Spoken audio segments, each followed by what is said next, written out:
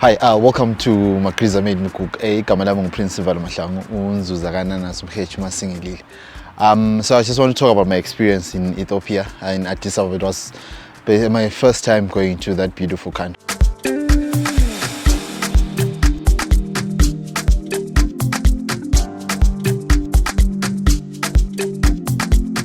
But before you go there, I would love for you to be part of our family. Please hit the subscribe button and welcome to the channel. We're all about food and culture. So last month in July, on the 22nd of July to be specific, I left the city of Bulawayo heading to Addis after being invited by an organization known as AFSA, which stands for the Alliance of Food Sovereignty in Africa, an organization that believes in the ethos that Africa as a whole should be able to sustain itself and have its own power in terms of anything to do with the food systems, agroecology, and also the utilization of our indigenous knowledge systems. So you said we're in 2017 now? Yes, we are 8 years behind the Gregorian. Yes, because even not just the year, where our New Year is, on where our Christmas is, everything is different. Here, New Year is on September 11. September 11. September 11. That's our first month, first day. No, when you say it's also in Southern Africa, our back in the day before colonization, our New Year was August, but also September. Yeah. Because we looked at the leaves. And also how the plants are changing. Yes, same for us. So when spring starts, then that's our New Year. Even there is a special flower in Ethiopia that's amazing. You can only find it around New Year, and that's it. It comes only once a year. That's our, if you've seen the Ethiopian Airlines posters with the yellow flowers, those ones, they are called Addis Ababa. Addis Ababa. So when you say Addis Ababa means new flower? Yes, means new flower. So that one is called Addis Ababa.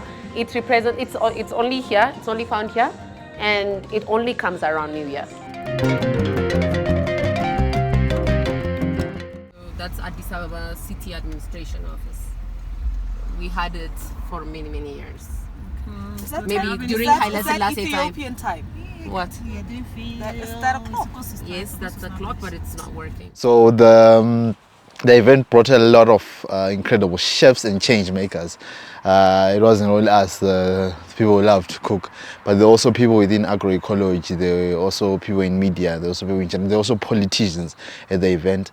And also it was the launch of an initiative called My Food is African, which cascades down to every country, having its own tag. Like here it will say my food is Zimbabwean, but my food is African. So the discussion was to map a way forward on how we can be proud and how we can develop our food systems.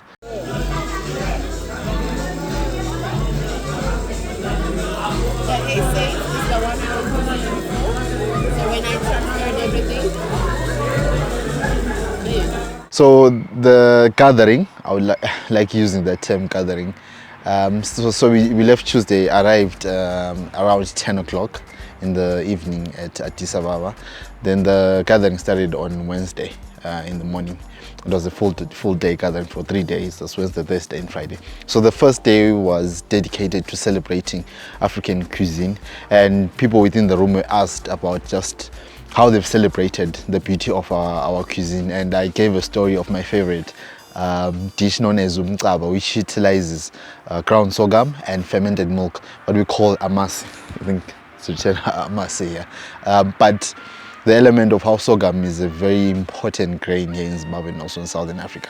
This was also complemented by Chef Ska from Lesotho, when she also explained how they use sorghum and how she as a chef is also trying to incorporate sorghum back into the dishes. So the second day looked at challenges, which was very intense, very tense, because I think there are a lot of challenges within our food systems. But to do that, we also looked at the depth or the dimension of spirituality. And Unonhlanhla Thokoza Koko from South Africa opened a session, like a meditation session, but just to lessen the energy, which I was an important thing, because also I believe when we also look at the element of food, we also need to look at the spirituality aspect of food. We also need to look at the the religious aspect also of food and everything else.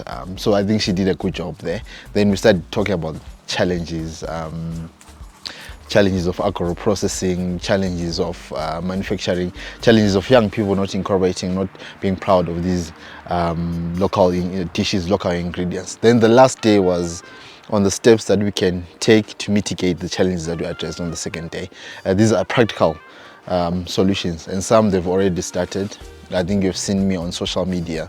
I frequently now use the hashtag #MyFoodIsAfrican. Trying to also, you can also, when you post anything related to our food, please just use the hashtag #MyFoodIsAfrican. So it was lighting 3 days, but also got an opportunity to shoot a documentary on the beauty of Ethiopian cuisine, which premiered on Monday here on the channel. I'll just leave a link for you to go watch that video. And our guest, big shout out to Elena, she guided us, also our tour guide across Addis Ababa, showing us the places. It is very huge in terms of geographical size, so really within the amount of time that I was there and what I needed to do in terms of documentation, I couldn't manage to capture in depth, but I believe what I got there, those few moments and the few dishes that we spoke about, I believe gave me an insight into the beauty of Ethiopian cuisine, and looking at how also the staple food injera is prepared across households. So now lessons going forward is, I always like taking these lessons back home in Zimbabwe, is how can we, mirroring the Ethiopian cuisine, which is communal. In Ethiopia, they've got these big platters where they eat injera, they've got dorowat, but in a sense, they're just proud of their food. Was like, we had that, we still have that in Zimbabwe. Vele skula, we used to eat from the same plate. And saying how are those aspects, how do they affect the development of food? And so it was also how they also utilize their local grain, and also the element of spices. So a key takeaway also from the gathering was the element of how can we innovate, how can we document, and how can we be proud of our food. I believe in the element of documentation, that we need to, as many recipes. If you're also watching, I know you've got a grandmother, I know you've got an uncle, you know, someone who's very knowledgeable about these things. Just sit down with them and just document and post it online. It will assist us going forward.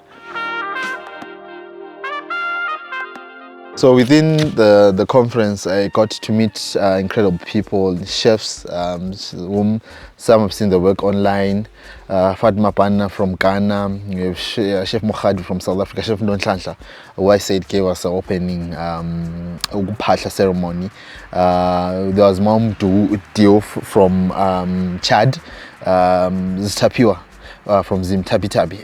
Also my brother Carl Joshua Ngube. There was Diankara chef, whom I'm grateful for this opportunity. Zororo Tarubinga also was there, John Peter William Muson. There was Chef Ska, who I said from Lesotho. There was Chef Charlie from Zim, Chef Mohamed Bakai, and Chef Njati Kabui. Okay, so in terms of Ethiopian life per se, from a perspective of Zimbabwe, I got to learn about their calendar and how they've got 13 months, and currently now they're in 2017. I also got to learn the impact of religion on their food systems. So you go to any restaurant in Addis Ababa, on Wednesday and Friday, that's where they fast. So you get to the restaurant, there are two options. You've got a fasting meal and a non-fasting meal. Helena, hi. I just want to find out on the issue of the fasting and non-fasting. Could you explain that first? Okay. In Ethiopia, we are majority Orthodox Christian believers. So in our religion, we fast close to 260 days from the 365. So when we count the 260, there are like, 7 fasting periods that they say if you do all those 7, then you are a proper Orthodox Christian. So one of the fasting from there is the Wednesday and Fridays. So if it's not a fasting season, then on Wednesdays and on Fridays we will be fasting. Fasting means for us is like completely going vegan. Okay. So we don't have any dairy or meat products at all. Yes. So the non-fasting, if you want the option of having meat, but the non-fasting doesn't have the option of meat. A lot of vegetables there, a lot of and also injera, which is you would find it everywhere in Addis Ababa. So we're staying. I was staying in a hotel known as Magnolia, and the gathering was at a hotel known as Asman Hotel, but we're just separated by the street. So we would do the gathering, then Helen will come take us, and we would tour the city. We went to see the beautiful park in Addis Ababa. We saw the tallest building, which I don't know this is true. I think they say it was the tallest building in Africa, but it was I think the Central Bank of Ethiopia. In the night, there's a reflection of the country's flag within that building. So I found it incredible. But the infrastructure in Addis is very impressive. We went to the market, Shola Market, where we saw a lot of spices, we saw a lot of ingredients, we saw a lot of passion, we saw a lot of traders who are involved within the food system in Addis Ababa. So we went to Helena's house, where we made coffee. And just the ceremony, also how Ethiopia's coffee culture is very incredible, headquarters of coffee, and also got to learn that the term Addis Ababa means new flower in Amharic. So it was incredible journey for me, and give thanks also to AFSA for this opportunity. Chef Diankara Tafazwa, thank you so much, man. We hope you watch this video. But yeah, personally I had a good time to interact with the chefs, with the change makers, and to just get a different perspective on our food systems, and taking back to my beautiful country in Zimbabwe, which I believe also we've got a beautiful cuisine. I think it's time also we get these recipes that were the underground, and we just take them to the dishes, and people experience the beauty of our food. So thank you for watching. It's my take on my visit to Ethiopia. It's also a dream to also travel extensively across the continent and document the beautiful culture and the beautiful food within our continent. I'll catch you on the next one. Please subscribe and be part of our family here on Makriza Made Me Cook. Also follow us on socials, Makriza Made Me Cook, across all platforms. My name is Prince Sival Mahlangu, and remember, keep the love, keep the Ubuntu. Tell us.